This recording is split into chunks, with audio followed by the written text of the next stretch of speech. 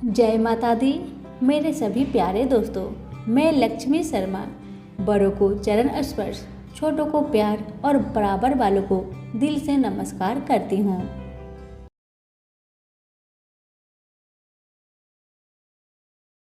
आज सुनिए गुप्त नवरात्रि के दूसरा दिन श्री दुर्गा सप्तशती का दूसरा अध्याय। इस अध्याय में आप सुनेंगे देवताओं के तेज से देवी का प्रादुर्भाव और महिषासुर की सेना का वध। महर्षि मेधा बोले, प्राचीन काल में देवताओं और असुरों में पूरे 100 वर्षों तक घोर युद्ध हुआ था और देवराज इंद्र देवताओं के नायक थे। इस युद्ध में देवताओं की सेना परास्त हो गई थी और इस प्रकार संपूर्ण देवताओं को जीत महिषासुर इंद्र बन बैठा था। युद्ध के पश्चात हारे हुए देवता प्रजापति श्री ब्रह्मा को साथ लेकर उस स्थान पर पहुंचे जहां पर कि भगवान शंकर विराजमान रहते हैं। देवताओं ने अपनी हार का सारा वृत्तांत भगवान श्री विष्णु और शंकर जी से कह सुनाया।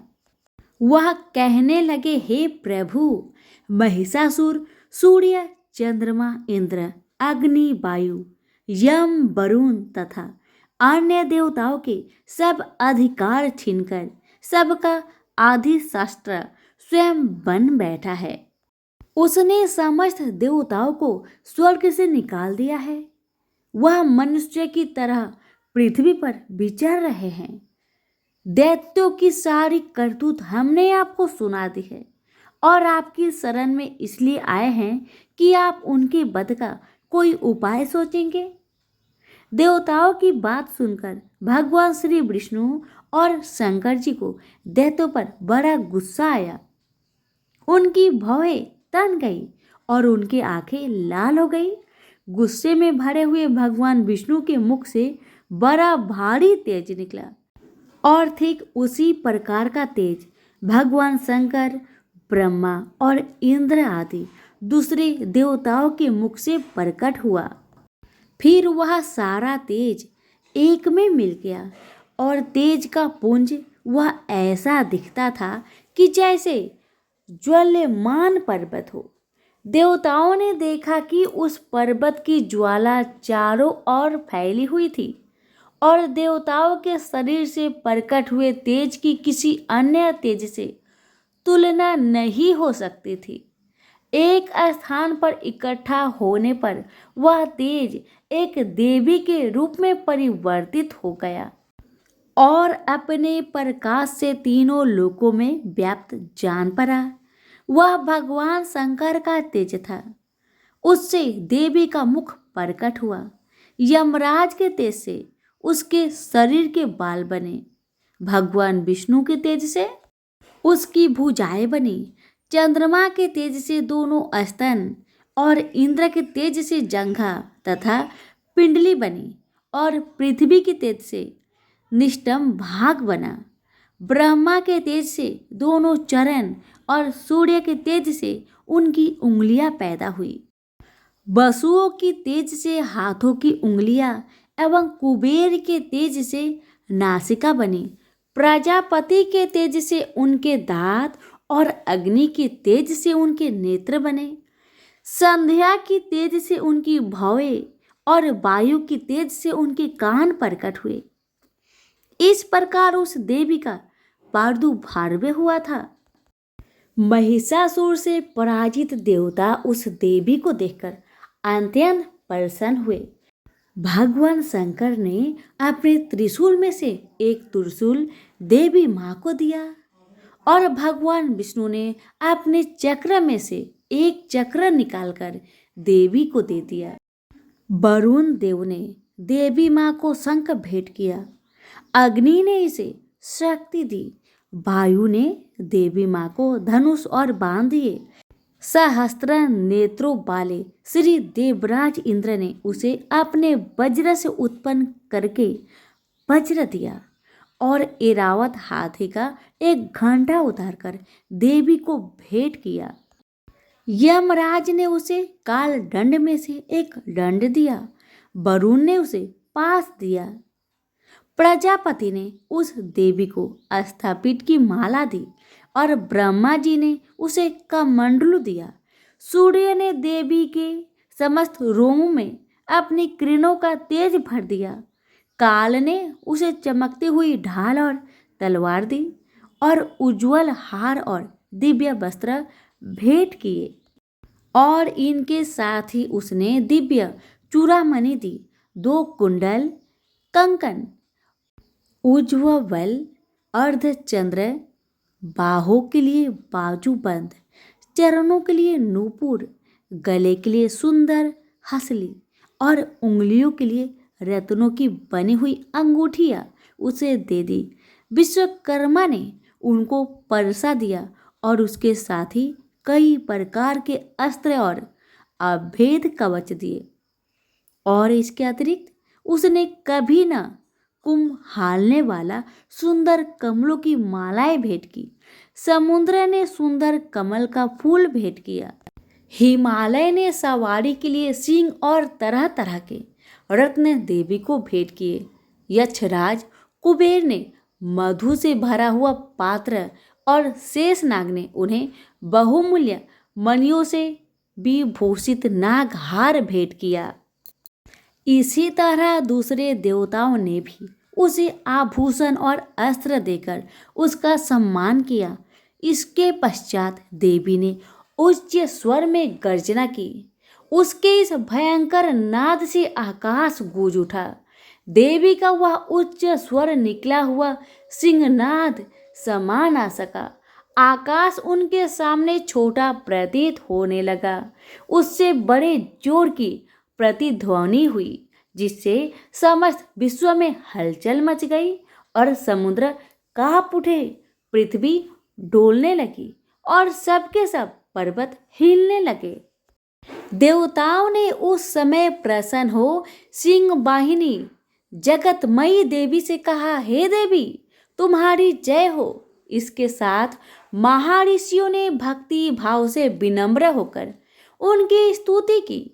संपूर्ण त्रिलोकी को शोक मग्न देखकर दैत्यगण अपनी सेनाओं के साथ लेकर हथियार आदि सजाकर उठ खड़े हुए। महिषासुर की क्रोध की कोई सीमा नहीं थी। उसने क्रोध में भरकर कहा, यह सब क्या उत्पात है। फिर वह अपनी सेना के साथ उस ओर दौड़ा जिस ओर से भयंकर नाद का शब्द सुनाई दिया था, और आगे पहुंचकर उसने देवी को देखा, जो कि अपनी प्रभा से तीनों लोक को प्रकाशित कर रही थी। उसके चरणों के भार से पृथ्वी दबी जा रही थी।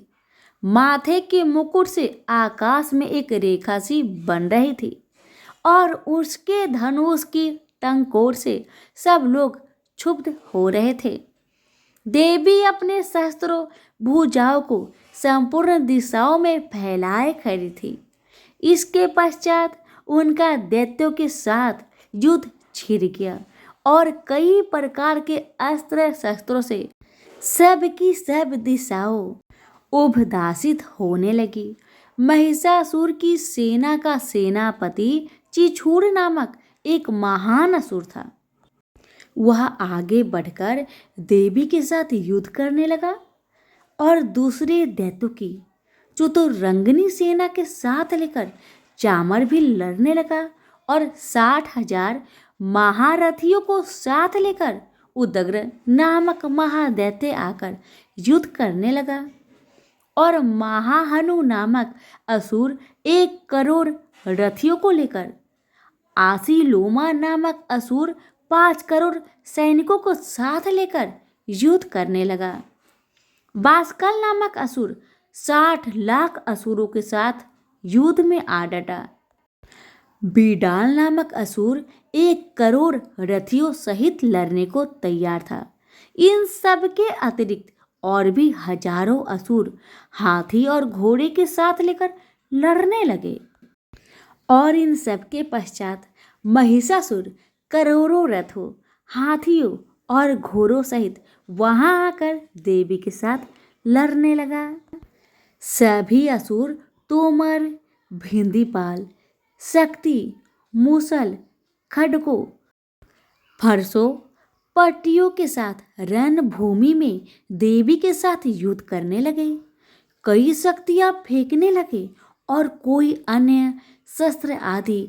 इसके पश्चात सब के सब दैत्य अपनी अपनी तलवार हाथों में लेकर देवी की ओर दौड़े और उसे मार डालने का उद्योग करने लगे।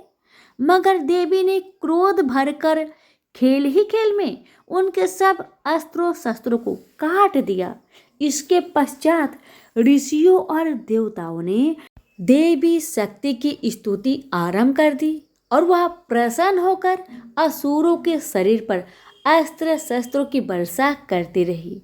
देवी का वाहन भी क्रोध में भरकर दैत्य सेना में इस प्रकार विचरने लगा जैसे कि वन में दावानल फैल रहा हो। युद्ध करती हुई देवी ने क्रोध में भरकर जितने श्वासों को छोड़ा वह तुरंत ही सैकड़ों हजार गणों के रूप में परिवर्तित हो गए। फरसे, भिंदीपाल, खड्ग तथा पटिस इत्यादि अस्त्रों के साथ दैत्यों से युद्ध करने लगे। देवी की शक्ति से बड़े हुए वह गण दैत्यों का नाश करते हुए ढोल, शंख, मृदक आदि बजा रहे थे। तदंतर देवी ने त्रिशूल, गदा, शक्ति, खड्ग इत्यादि से सहस्त्रों असुरों को मार डाला। कितनों को घंटे की भयंकर आवाज से ही यमलोक पहुंचा दिया। कितने ही असुरों को उसने पास में बांधकर पृथ्वी पर घसीट डाला। कितनों को तो अपनी तलवार से टुकड़े टुकड़े कर दिए और कितनों को तो गदे की चोट से धरती पर सुला दिया। कई दैत्य मूसल की मार से घायल होकर रक्त बामन करने लगे और कई शूल से छाती फट जाने के कारण पृथ्वी पर लेट गए और कितनों की बाण से कमर टूट गई। देवताओं को पीड़ा देने वाले दैत्य कट कट कर मरने लगे। कितनों की बाहें अलग हो गई, कितनों की ग्रीवाएं कट गई, कितनों के सिर कट कट कर दूर भूमि पर लुढ़क गए, कितनों के शरीर बीच में से कट गए और कितनों की जंघाएं कट गई और वह पृथ्वी पर गिर पड़े। कितने ही सिरों व पैरों के कटने पर भी भूमि पर से उठ खड़े हुए और अस्त्र शस्त्र हाथ में लेकर देवी से लड़ने लगे। कई दैत्यगण भूमि में बाजों की ध्वनि के साथ नाच रहे थे। कई असुर जिनके सिर कट चुके थे बिना सिर के धड़ से ही हाथ में शस्त्र लिए लड़ रहे थे। दैत्य रह रहकर ठहरो ठहरो कहते हुए देवी को युद्ध के लिए ललकार रहे थे। जहां पर यह घोर संग्राम हुआ था वहां की भूमि रथ, हाथी, घोड़े और असुरों की लाशों से भर गई थी और असुर सेना के बीच में रक्तपात होने के कारण रुधिर की नदियां बह रही थी और इस तरह देवी ने असुर की विशाल सेना को क्षण भर में इस तरह से नष्ट कर डाला जैसे तृष्ण काष्ठ के बड़े समूह को अग्नि नष्ट कर डालती है। और देवी का सिंह भी गर्दन के बालों को हिलाता हुआ और बड़ा शब्द करता हुआ असुरों के शरीरों से मानो उनके प्राणों को ढूंढ रहा था। वहां देवी के गणों ने जब दैत्यों के साथ युद्ध किया तो देवताओं ने प्रसन्न होकर आकाश से उन पर पुष्प वर्षा करने लगी। प्रेम से बोले शेरों वाली माता की जय। यहीं पर हमारी श्री दुर्गा सप्तशती पाठ का दूसरा अध्याय समाप्त हुआ।